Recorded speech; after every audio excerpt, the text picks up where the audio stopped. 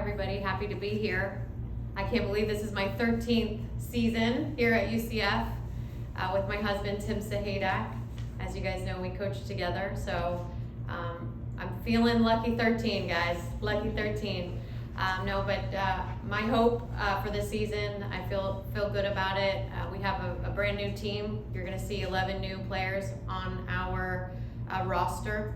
And so we worked really hard after this past season to recruit from the transfer portal.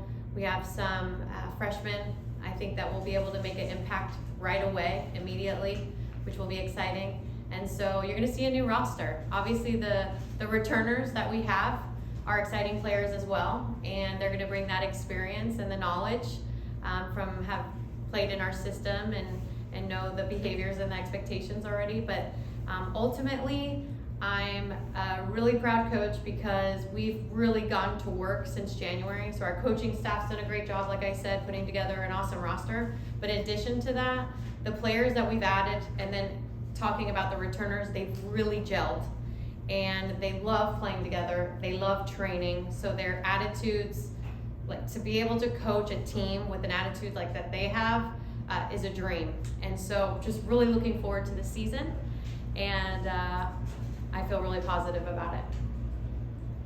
Coach, obviously you got, Chloe Netzel is such a fantastic player, all Big 12 performer. You don't replace a player like that, but it creates opportunities for other of your strikers and forwards. Just talk about some of the players you've got there that will help fill in the gaps there from a goal scoring standpoint and playmaking. Yeah, of course, it is hard to replace a Chloe Netzel, and we won't, because she's her own player, and you guys saw how dominant she is, but we knew that would be a type of player we would need to do our best to try and replace. And so you'll hear from Liz Warden, a transfer that's come to us from Long Beach State, and prior to that, Texas. So we actually recruited Liz when she was on the portal the first time. She got the wrong school when she went in the portal. She could talk about that to you guys. But now she's in the right place, and we're going to be leaning a lot on Liz. We have another amazing goal scorer, Rahana Reed. Also another transfer. You're going to love her style. She's kind of like a street baller, and she's very deceptive, can get looks on goal too. And then, our midfield's very strong. And a lot of the midfielders are transfers as well that have come in. We have some returners as well. But yeah, we're going to be looking to some new players. We also have a freshman, Kalena Bellini. She's been playing, I don't know if she'll play forward in this next game. She trained as a fullback, but we've been training her up top, and she was very impactful against in our exhibition versus JU. I think she had the most impact. She was the most effective forward that we had, and that was a freshman. And so yeah, I think will we have a Chloe Netzel? I don't know. I hope so. But I know as a whole we've added a lot more talent to this roster. Coach, talk on this transfer portal. What are you looking for whenever you have somebody who is interested in transferring to UCF? Yeah, mainly what has their experience been so far, and so a lot of times the players that we're getting aren't players that weren't getting playing time at their previous university. I mean, we're getting players that have experience. So when we're going in the portal, a lot of times it is we want experienced players that we can plug into a starting lineup or plug into like a rotation immediately. And so we're really looking for that experience and dominant players, and we believe we really have been able to do that. Coach, you of course did have a little bit of injuries last year with Jessica McCall and Emily Thompson. What's it like to have those two back this time around? Yeah, Jess is looking great. And you can see with every day that goes by, I know she's been training all summer, but obviously I haven't been able to watch her. But since preseason camp started, I'm watching her every day and evaluating her every day. And you can see every day she gains more confident and doesn't even look like she had an injury. And move on from, we took Emily off of the roster actually, so she won't be on the roster. Okay. Yeah.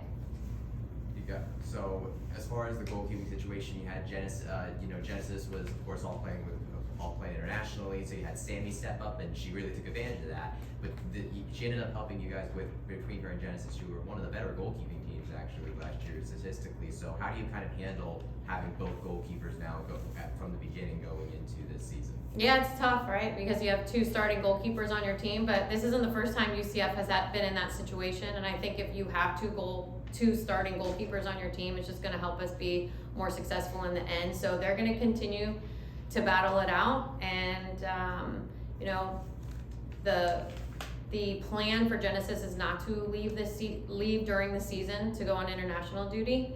So it'll be nice to have some continuity with Genesis staying with the team throughout the season. But again, Genesis and Sammy are both doing really well in preseason, and I see us using both of them. Coach, you mentioned the exhibition games that, you know, it's the first time you get a look at this new club. What's maybe something you've noticed after these first 2 that you didn't before? What I've noticed about our team, and saying, when I say notice before, like from January or from the last season? Yeah, from January just to now. Yeah. From January, okay. Small sample size. Yeah, right. Not a ton of difference, because I think we've made so many gains starting in January, because maybe James can help me with this, but I want to say 5 or 6 of our transfers were with us since January, and out of the 11. And so we were really able to integrate them early, and so we really gelled from then. So there's not like a ton of change from January until now, and it's kind of hard to tell. But I will say, you know, we have a little midfielder from California, Sophia May. She's really, you know, turned my head. Like, I'm like, okay, you know, you never know what true freshmen are coming in, especially if they've never had international experience and they're coming in domestic freshmen. I actually don't ever really have a lot of expectation for these freshmen. But Soph's come in and has done really well, and I could tell she's already earned the respect from a lot of her older teammates around her. So she's going to get playing time right away. And so she's been, it's kind of been a fun addition that we weren't really expecting right away. Yeah. With the regular season being just 2 days away, what are you mostly focusing on in training camp right now? It's kind of a joke, because you know, when you think about how short our preseason is, we always talk about doing things at lightning speed, and we're like, okay guys, it's like you got 1 day to train this and we're moving on to the next phase. But we're really, thankfully, like I said, majority of the team, we've been together since January. So we added a lot of the information to get everybody acclimated from January. But we're just revisiting a lot of those things with the new players now listening. But it's really everything. Like today we talked about game management, scenarios. What do we do when we're game up? What do we do when we're down, we're trying to force a goal, right? Obviously we've been working on our defensive phases, attacking phases, and we have to hit them up with so much information in such a short period of time, but every school is doing that right now. On the road tomorrow, I'm guessing game on Thursday. Talk about the early schedule. Do you feel you'll be tested on Thursday and a couple of games after? I hope so. That's the plan. When you look at our schedule, I do. I feel like we need to be tested early on. The Big 12 is no joke. And there's a lot of travel in the Big 12.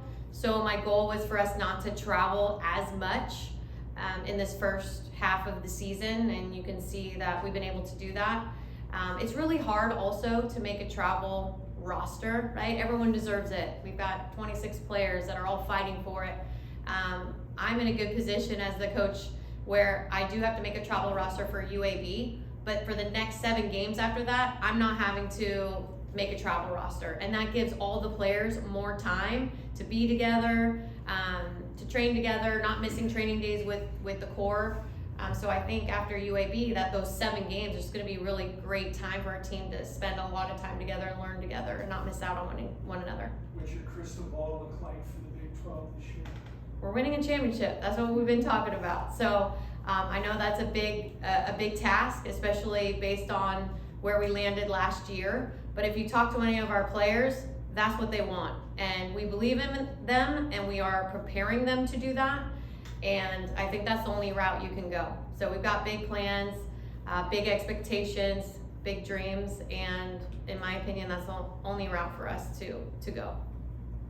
Historically, your teams, when you've had depth, as you've built, you're a believer in depth, having extra, fresh legs to wear down teams, especially when you're playing a second match, for example, on a Sunday after a Thursday match. Where do you feel your depth is at right now? Are you pleased where it's at, especially on the defensive and the midfield side?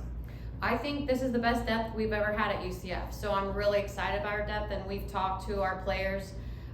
In the past, you've seen a typical starting lineup and you kind of get used to the same players starting. I think this year could be different. I think we have a lot more than 11 starters on our team, and I think that's how you win a championship, by having 15 to 20 starters, and you can make more rotations. And I just think it's way more sustainable when you're making more rotations, when you're playing Thursday, Sunday for weeks on and weeks on, right? So you need to give players the proper rest, which we haven't completely been able to do in the past.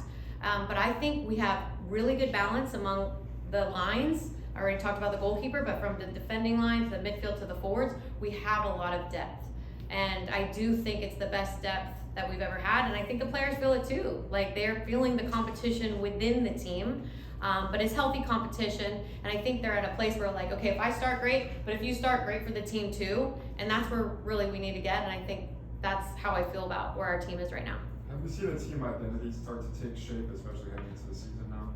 Yeah, like, our identity, we're hungry and we're together, and we've implemented that in the past. And in possession, I want you to see a team that is confident on the ball.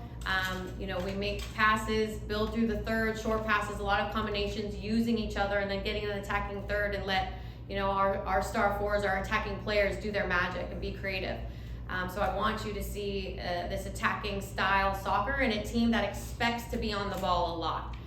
We came off of our game against Miami. It was a tie, but we had majority of the possession. And then as far as defensive, go, and you can ask them, but I've started to hear them, barking in the locker room. I'm like, what are they, wild dogs, like going after the ball, loose balls, it's our ball. So, if we feel like possession is our best quality, well, then we got to work really hard to win the ball back as fast as possible, and that's going to be one of our goals. Transition, get the ball back as quick as possible, and that takes a lot of hard work, but the players are fit and they're willing to do it. Have you seen this team respond to adversity? Yes, I would say just in our last match against Miami, we were down 1-0. They scored off of essentially a set play, and we scored within 5 minutes to tie it up right after that. And so I thought that was a great opportunity for us to kind of see who we are in that situation. We had to respond in the spring. We went down to Daytona State 2-0 early on, and I think it had surprised all of us. And we ended up coming back and winning the game 5-2. So we've been in a couple of situations now with this squad where we went down a little early and then came back and won or tied. So hopefully we'll be up all the time. That's the plan. Not have to respond, but we're ready for adversity. We talk about it a lot. Coach, I saw earlier that Maria Tregonson got named captain. Just what stood out about her that she ended up getting elected for that position? Yeah, she's pure class. She's in a class of her own. She's been here for a long time. Maria, how long have you been here? I don't even know. Maria, how long have you been here? My 5th year. So she's going into her 5th year. She has another year of eligibility, which she promised to stay here. I'm holding her to that. But Maria's been around, and she's that type of leader who's quiet and has a lot of humility, but does the work. And I think over time, when you've just done the work and have respected your teammates and have led through being service oriented and just leading with humility, you win people over. And she's gone through a lot of adversity herself individually, and just to see her overcome all that, and then also just gain all the respect by her teammates, I am not surprised. But she is in a class of her own, and that's why she's our sole captain this year. Time for one or two more. What's the biggest thing this team needs to do? Because last year you got 3 wins. How do you rebound from that into this season? I think that the team is hungry. We're not really looking back at. Obviously, we've learned from last year, but it's a brand new team. We got 11 new players, and of those 11, a lot of them will be in the starting lineup, and we'll be rotating, making a lot of teams. So this team doesn't even remember last year because a lot of them weren't even here. So I think we're just starting fresh and starting new, and you can see that their energy, that's where their energy is too.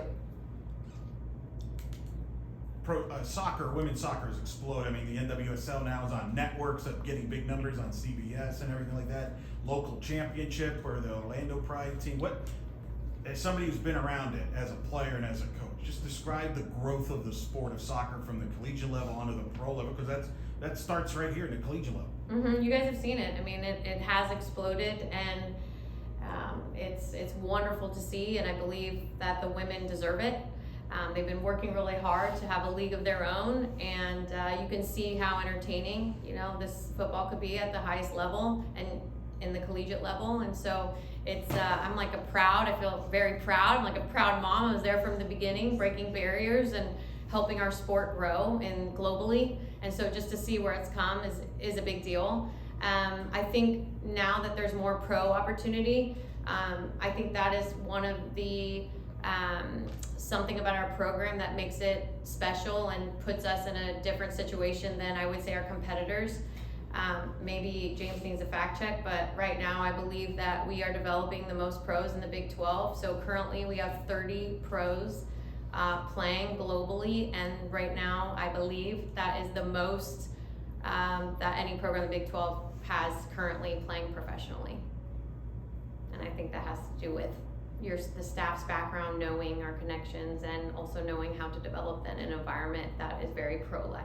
Is that a big part of the pitch when you were the transfer recruiting about that? 100%. And if you ask a lot of our recruits, and you ask a lot of you can ask Liz, she told me she wants to come here, she wants to be a pro. And so I think that is where we're trending. And now we have the statistics to back that, and we have the players to back that, because they are playing and having success after they leave here.